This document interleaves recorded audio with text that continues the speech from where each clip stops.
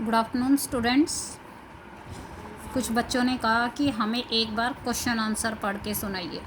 तो सिक्स्थ के लिए फर्स्ट पोयम वह चिड़िया जो, उसके क्वेश्चन आंसर करवा रही हूँ मैं, प्रश्न उत्तर, जिसके कवि हैं केदारनाथ अग्रवाल।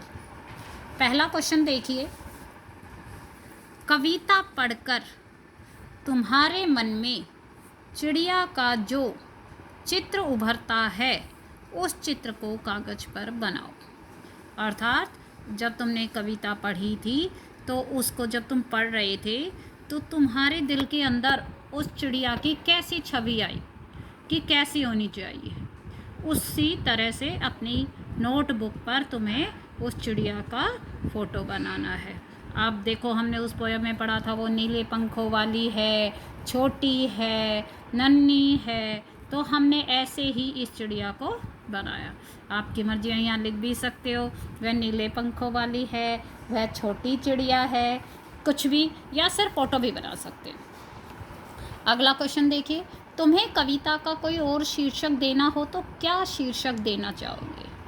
यानी जो हमने एक कविता पढ़ी, जैसे इसका शीर्षक था वह चिड़िया जो, इसके अलावा भी तुम अपना कोई और नाम देना चाहती हो तो कौन सा दे? तो देखो, हम नन्ही चिड़िया दे सकते हैं, सुंदर चिड़िया दे सकते हैं, परिश्रमी चिड़िया दे सकते हैं, या नीले पंखों वाली चिड़िया भी दे सकते हैं।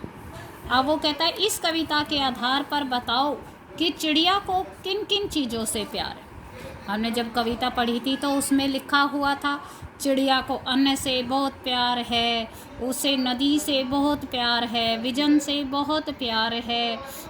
तो हमने लिखा है, देखिए, चिड़िया को अनाज के दानों, नदी, गीत गाना और जंगल से बहुत प्यार है। इसको हम सेंटेंस में भी लिख सकते हैं। चिड़िया के अनाज के दानों से बहुत प्यार है, चिड़िया को नदी से बहुत प्यार है, चिड़िया को गीत गाने से बहुत प्यार है, चिड़िया को जंगल से बहुत प्यार है, या शॉर्ट रूप में भी लिख सकते हैं।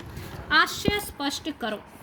अब ये देखिए, रस उड़ेल कर गा लेती है। हमने पोयम में बताया था चिड़िया जंगल में जब अकेली है तब बिना किसी डर और संकोच के मधुर स्वर में गाती है, और उसके स्वर की मधुरता जो है चारों तरफ वातावरण में रस घोल देती है। उसके बाद देखिए, चढ़ी नदी का दिल टटोल कर जल का मोती ले जाती है। इसका आशय स्पष्ट करना, मीनिंग बताना है इसका, पूरे लाइन का। छोटी चिड़िया चढ़ी हुई नदी से बिल्कुल नहीं घबराती। हमने पढ़ाया पोयम तब बताया था वो बहुत साहसी है, वो डरती नहीं है, इसीलिए वो पानी से लबालब भरी नदी से अपनी चोंच में पानी की बूंद लेकर उड़ जाती है। अर्थात जल राशि का अनुमान लगाती है कि इसके अंदर कितना पानी है और उसमें से जल का मोती ले जाती है। और मोती क्यों कहते हैं इसे? पानी से चिड़िया अपनी प्यास बुझाती है और इसीलिए पानी मोती की तरह अमूल्य होता है, इसलिए। धन्यवाद।